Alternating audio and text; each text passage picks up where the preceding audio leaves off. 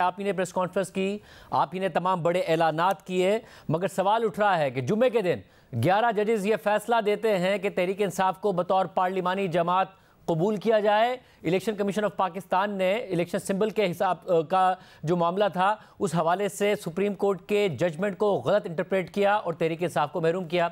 उसके 3 दिन बाद पहला वर्किंग डे आज हुकूमत फैसला करती है कि तहरीक इंसाफ पर पाबंदी लगानी है। ये आपने क्या सुप्रीम कोर्ट के जजेस को जवाब दिया?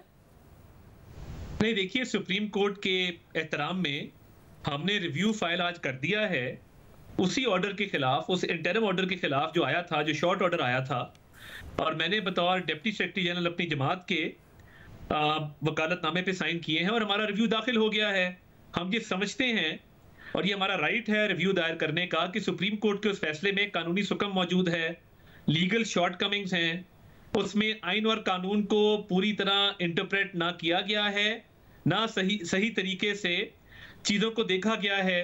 एक सियासी जमात को जो फ़ायदा मिला है और जो तासुर है कि क्लॉक को वापस टर्न करके उनको एक मकाम पे लाके खड़ा कर दिया गया है और ऐसा रिलीफ दिया गया है जो शायद उन्होंने मांगा भी नहीं था और जिसका दरख्वास्त में जिक्र नहीं था। उनके 80 MNAs और सो उन्होंने असेंबली में ये कागज़ जमा कराए कि हम SIC के मेंबर हैं, सुन्नी इत्तेहाद काउंसिल के मेंबर हैं, तहरीक इंसाफ पार्टी नहीं है, 80 मेंबर्स का एफिडेविट मौजूद नहीं है, वो अदालत के सामने मौजूद नहीं है। तो हमारे जो मेंबरान थे रिजर्व सीट्स पे माइनॉरिटीज़ की खवातीन जो थी, उन्होंने ये बेहतर समझा कि इसका रिव्यू फाइल किया जाए।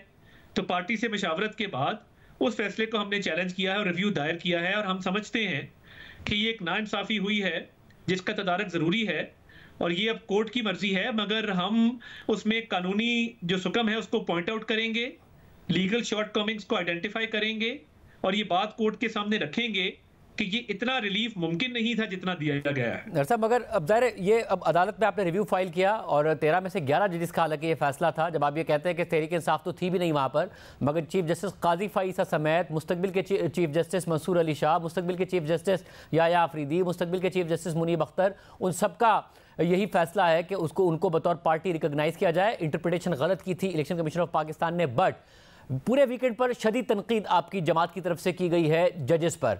पंजाब हुकूमत की इंफॉर्मेशन मिनिस्टर ने तनकीद की, आपके मुख्तलिफ रहनुमाओं ने जजेस पर बहुत तनकीद की, जजमेंट पर ही नहीं की, जजेस पर भी तनकीद की।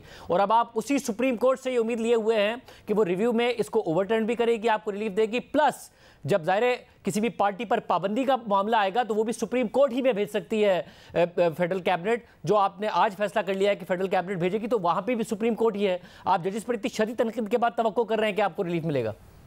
देखिए, एक तो हमने फैसले पे तनकीद की और ये हमारा राइट था कि उसकी लीगल शॉर्टकमिंग्स को और जो तासुर कायम हुआ है उस हवाले से ज़रूर बलकुशाई की जाए, उस पर कमेंट किया जाए, मगर मैं ये समझता हूँ कि इसका कतन ये मतलब नहीं है कि हमारे बाकी मामलात को मेरिट पे नहीं देखा जाएगा।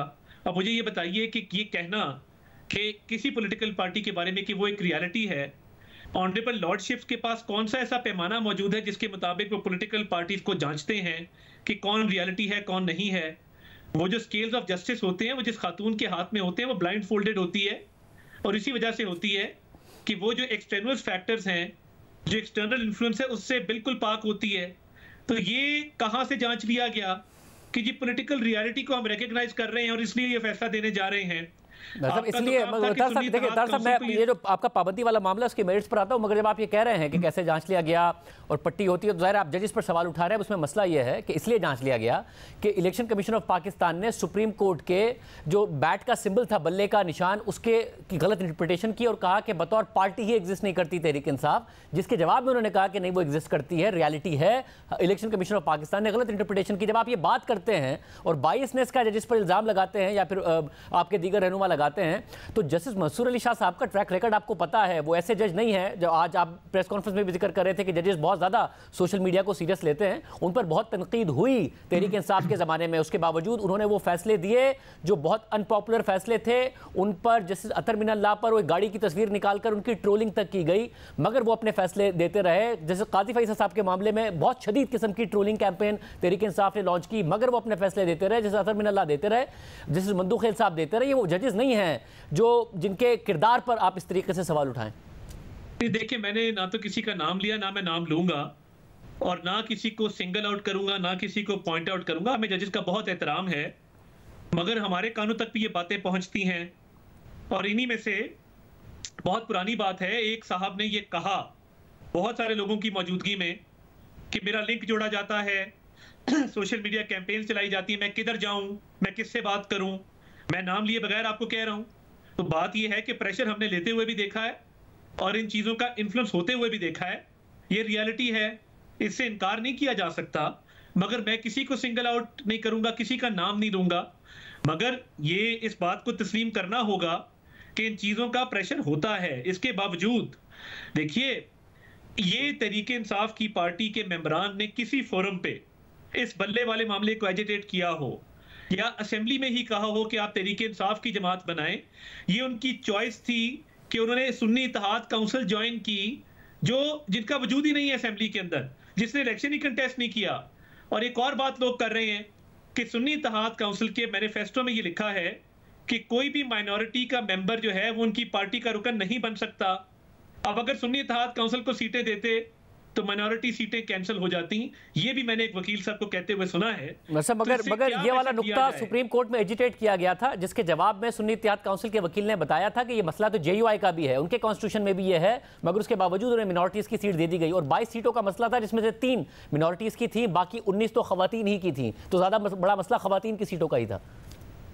वो मुनासिब बात है, मगर जो जेयूआईएफ है उसने रुकनीत भी दी है, उसने माइनॉरिटी विंग भी कायम किया है, उनके माइनॉरिटी के मेंबर्स भी मौजूद हैं।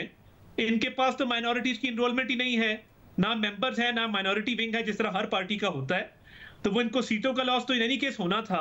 मगर हैविंग सेड दैट, एक ऐसा रिलीफ जिसके अंदर बिन मांगे कुछ दिया गया हो, तहरीक इंसाफ की पिटीशन होती, कोई सीएमए फाइल कर देते, रिलीफ मांग लेते, वो मिल जाता। मगर एक ही एप्लीकेशन में जो लोग कह रहे हैं वन स्टॉप शॉप सोल्यूशन जो है वो समझ से बाहर है। क्या वो आइन के मुताबिक है? क्या इलेक्शन एक्ट 2017 के मुताबिक है? क्या इंट्रा पार्टी इलेक्शन अब कोई पार्टी ना कराए और उसके बाद उसको एजिटेट भी ना करे, उसके मेंबर्स पार्टी रुकनीत भी ना लिखें और उसके बाद उनको पार्टी में खड़ा कर दिया जाए? तो ये किस किस्म का इंसाफ है और कहां का इंसाफ है?